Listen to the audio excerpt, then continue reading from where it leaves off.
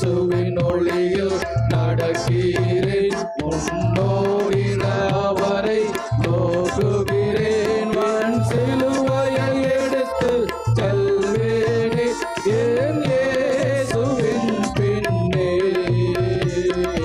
நடக்கிறேனே, ரட்சகருடனே கடக்கிறேனே, காரம் பிடித்தே விழிப்பாயிருந்து ஜெயம் காண்பேன்.